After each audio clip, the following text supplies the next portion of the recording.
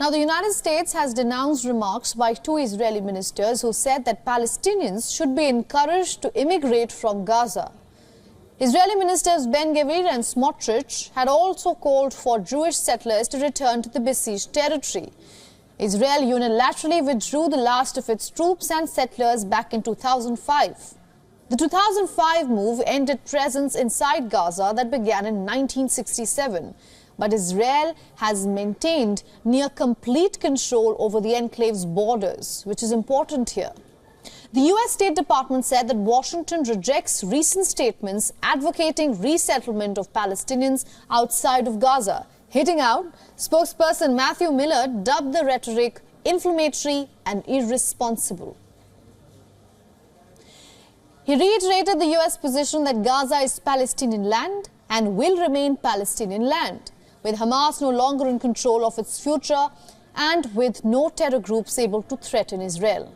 Just on Monday, Israel's firebrand National Security Minister Itamar Ben-Gvir said that, and I'm quoting him here, "We must promote a solution to encourage the immigration of Gaza's residents. The government under Prime Minister Benjamin Netanyahu has not officially suggested it has any plans to evict Gazans or send Jewish settlers back to their territory."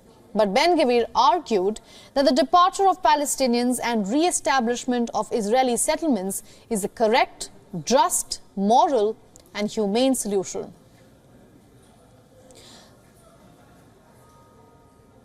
After criticism by the U.S. State Department, Ben-Gvir hit back. He said, and I'm quoting here, "The United States is our best friend.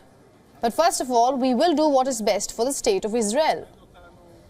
Hamas dismissed Ben-Gvir's proposal as a daydream. In a statement, the Islamist group said, and I'm quoting here, "You will not find a way to implement it in the face of our resilience, steadfast Palestinian people and their heroic resistance."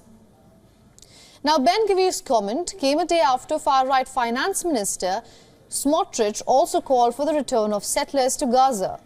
The minister stated that Israel should encourage the territory's approximately 2.3 million Palestinians to leave. Smotrich also said that for Israel to control the territory militarily for a long time, it needs a civilian presence. Both Ben-Gvir and Smotrich live in settlements in the West Bank, considered illegal under international law. Hamas condemned Smotrich's comments as a vile mockery and a war crime. The October 7th Hamas attack has left over 1,100 people dead in Israel, mostly civilians. And as per Gaza officials, Israel's ongoing offensive aimed at destroying Hamas has killed more than 22,000 people in Gaza, mostly women and children. With heavy combat raging on, the United Nations says that 85% of people in the besieged enclave of Gaza Strip have been internally displaced. For Palestinians, the war has revived memories of their greatest trauma. Hundreds of thousands of people fled or were forced from their homes during the fighting surrounding Israel's creation in the year 1948.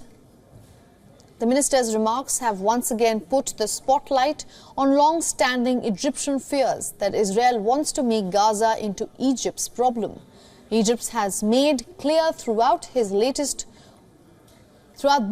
war, that it does not want to take in a wave of Palestinian refugees. Egypt has long feared that Israel wants to force a permanent expulsion of Palestinians into its territory, as happened during the war surrounding Israel's independence. Egypt ruled Gaza between the years 1948 and 1967, when Israel captured the territory, along with the West Bank and East Jerusalem.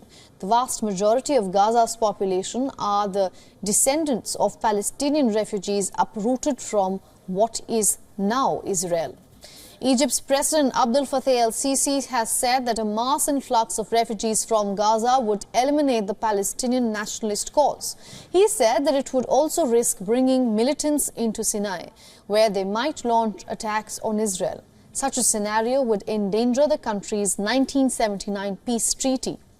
The Egyptian president proposed that Israel instead house Palestinians in the Negev desert, which neighbors the Gaza Strip, until it ends its military operations.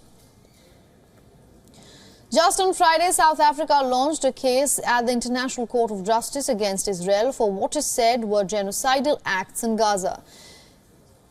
In the Hague application, South Africa also stated Israel has been acting to destroy Palestinians in Gaza as part of the broader Palestinian national, racial and ethnic group. The first question, also South Africa's other peace efforts.